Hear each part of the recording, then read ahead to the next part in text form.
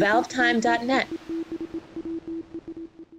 Hello and welcome to episode 3 of ValveTime TalkTime. We're back again for the third time, the third episode. And who am I joined by? Let's find out. Nick, hello again. Hello, yeah. Hello. Hello, Nick. Who else is here? James? Hi. Yeah. Hi, James.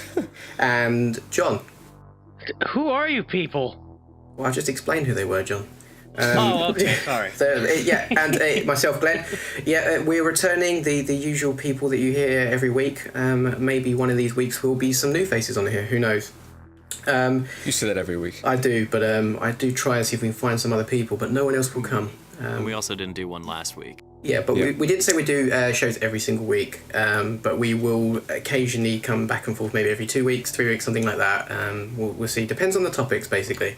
When Glenn decides to be really lazy and have a weekend off for his birthday, despite it being my birthday the day after. Yeah, it was a busy weekend last weekend. Both me and Nick grew a year older. I was willing to record the show. Well, on your own? You'd have been on your own? No. Welcome to the Nick podcast, yeah? Yeah, well, if you want to present next week on your own, Nick, then you're welcome to. No. Thanks for the feedback in the last video, guys. It was great. Some of the comments were amazing. Let's just have a quick look at some of them and some of the things that people said to us. So first of all, there was someone who said, can you make another review? What was our last review for, guys? That was Natural Selection 2, yeah? That was about November time, I think. I don't know, we just need things to come out, I suppose. Yeah, we should probably do another review sometime soon. Well, if anyone wants to recommend source mods for us to review, or games that, are relevant to Valve, go ahead. Recommend them in the comments and we might give them a go. Yeah, I think so. That was from Sonic Jonathan Sonic. Great name. Next one was from Omar Was Something. I give up these names. Where were the boobs in the thumbnail last week? John, that's your fault. Where were the boobs? No comment. That sounds like YouTube's been knocking on your door. What else was there? Someone said, no, this is Trabatus. I prefer podcast 17. That was a great podcast. It's currently on a hiatus at the moment. It says it has a live record stage and you can comment on it in real time. We'd love to be able to do that, but we don't really have the infrastructure to do it at the moment. It's sort of tricky for us to get together and record at the moment. So it might be something we're able to address in the future, but not at the moment. We'll look at it another time. At the moment, we're looking at some other things to do with the infrastructure, perhaps getting this uploaded as a podcast on iTunes. That's something we're looking at the moment, because some people have requested that. Someone else, Dark Viper 883, just shouted out the word Alex. Okay, thanks, that's really helpful, Dark Viper. Edward TF2 said, my hurts. Thanks, Edward.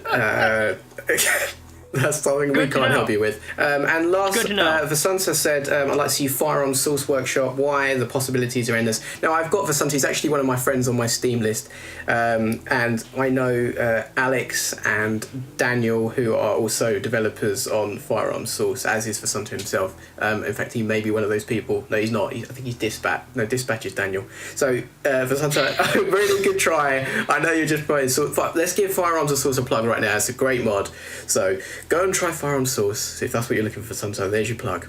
Anyway, that's all the comments for last week. Thank you for the feedback, including Edward. Thank you so much for that comment. But this week we're looking at the news of last week, where we found out that at the DICE Summit 2013, a keynote discussion was held between JJ Abrams and Gabe Newell about a Valve and a Valve partnership, potentially looking at some sort of collaboration project, a film project or a game project between the two. The quote from JJ is actually, there's an idea for a game that we'd really like to work with Valve on. And Gabe responded with, we're super excited about that, and we also want to talk about making movies, either a Portal movie or a Half-Life movie.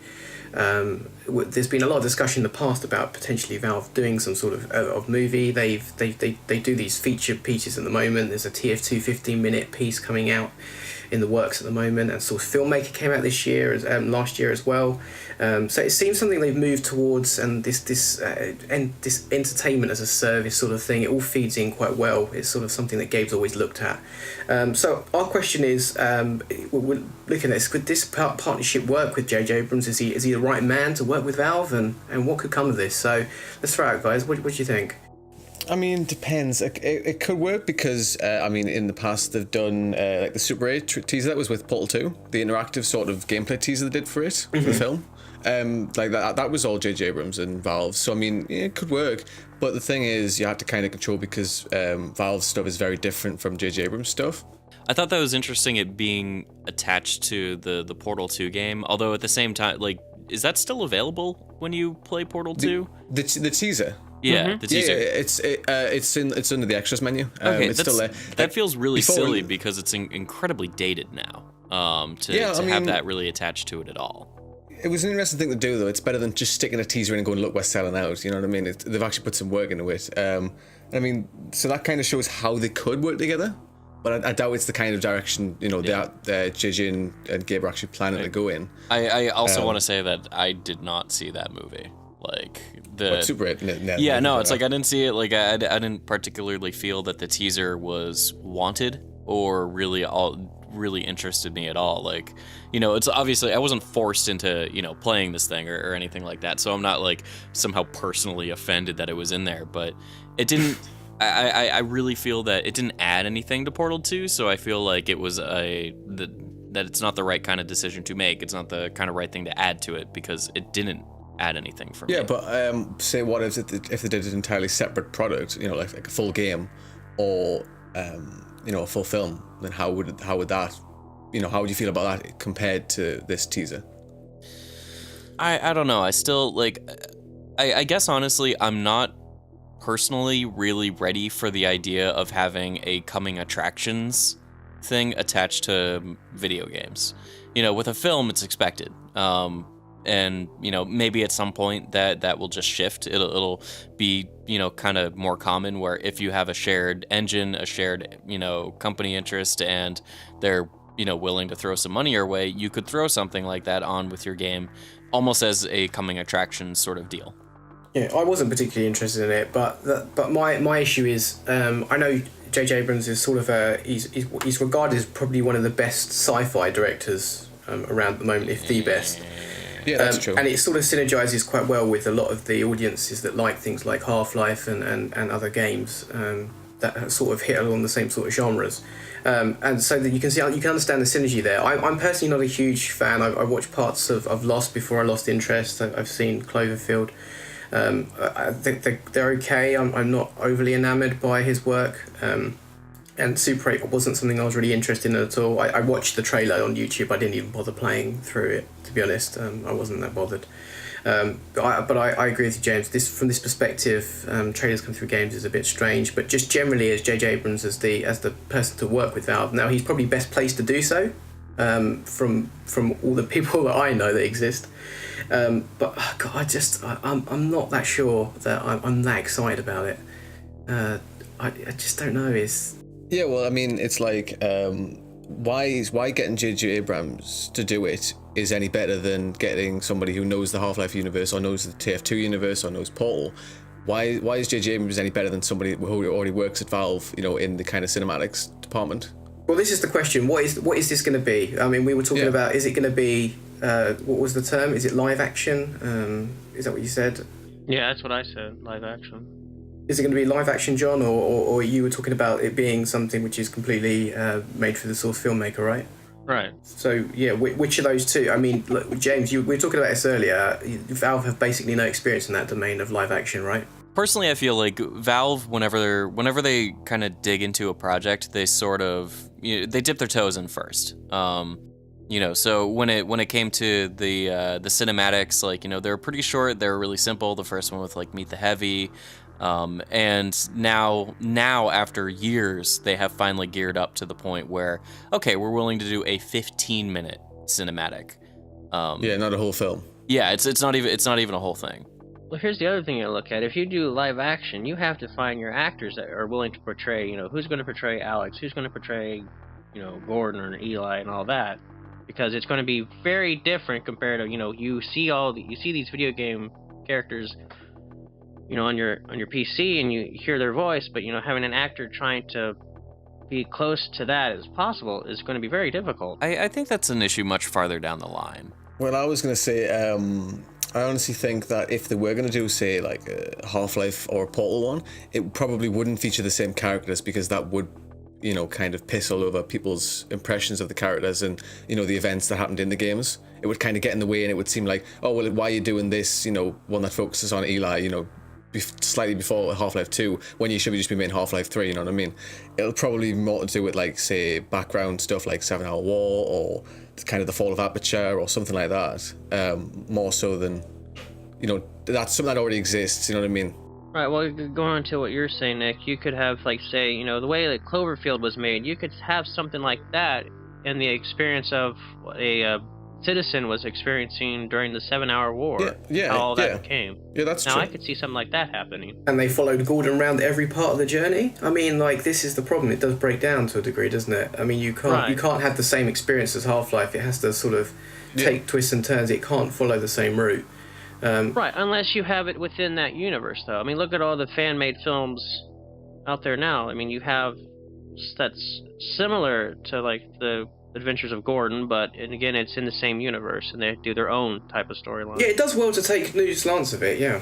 I think one thing that's important is that whenever Valve has shifted something from one medium to the next, they rarely seem to use the player characters. I mean, the TF2 is an obvious exception, but that's more we play characters as opposed to we are the player. We are the character. I mean, that's the whole. It's less about immersion and it's more about comedy. Yeah. But that's kind of the whole philosophy around games like Portal and Half-Life, is that the player is whoever the character is there. Right. So when you have things in Portal 2, like when with the Ratman stuff, like they don't really show anything about Shell because ostensibly that's us.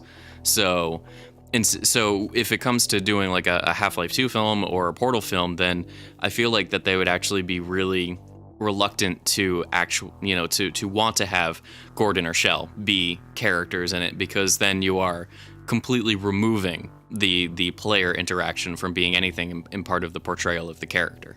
Mm-hmm. Yeah, I completely agree. But then the camera in that instance, as you play that experience, is from that character, and you can't remain stuck in that first person focus for a film. That just doesn't work, for so many reasons.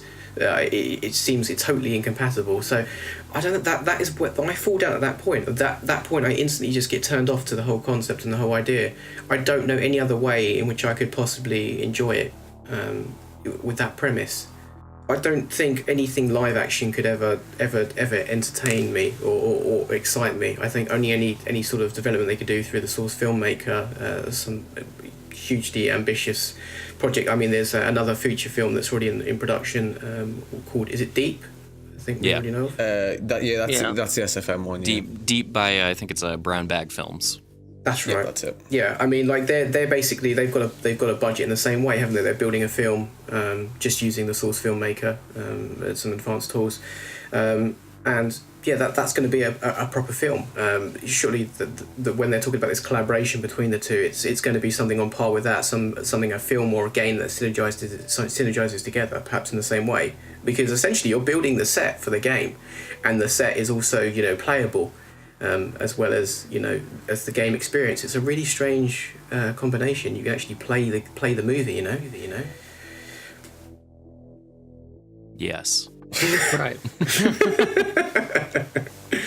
At the same time, I kind of do want to see a live action film, though. I just think it'd just be interesting compared to instead of having to see source filmmaker stuff all the time, because we see it all the time in their trailers and their shorts and everything. I mean, it'd be nice to see something different for a change. Well, John, they're amazing, some of these source filmmaker shorts. Oh, no, don't get me wrong. I'm not saying they're not amazing, but, I'd just like to see a live action of, what Portal would be, or, imagine, just seeing this huge, elaborate scene of Aperture in live action instead of being in Source Filmmaker. To be fair, though, if you think about it, a really large, elaborate scene in live action of Portal would be CG. So, well, it would be a mix of CG plus the stage, but yeah. But I mean, at that point, like, I mean, if you did a Portal film, how much of it would be green screened?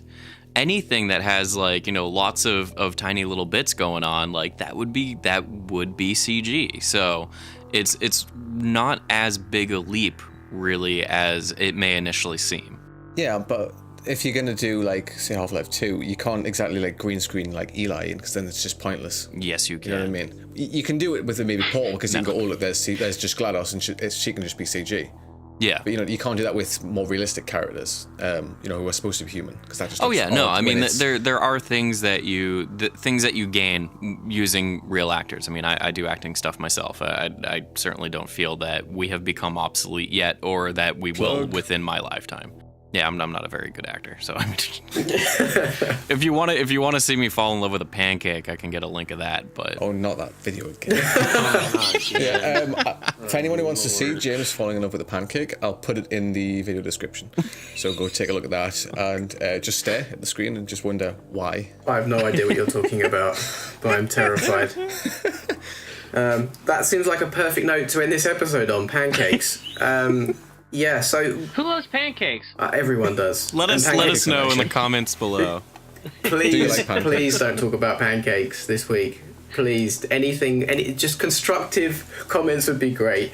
I prefer waffles, but that's just me. I would like to see, you know, if you guys have got any ideas, like what you'd like to see from possible Valve films, Portal, that's not Portal or Half-Life related, or if you've got any thoughts about, you know, what you'd like to see if what sort of source filmmaker work you'd like to see, or perhaps this sort of concept of having a set which would be playable, like a game that sort of synergizes with a movie. If that sounds something that you'd be interested in, then let us know your thoughts on it. It's a really interesting combination. Like you say, James, you know, anything which is CG, they may as well build in source and show. You know, it's a really strange one. But yeah, it's certainly interesting. Something we'll keep our eye on and give you more updates as we hear them after see the collaboration with JJ Abrams and Gabe Newell with Valve. And yeah, that's pretty much everything this week. So thank you everybody for listening, and we'll see you in a couple of weeks' time. Bye. Bye for now. Bye. Have a good one.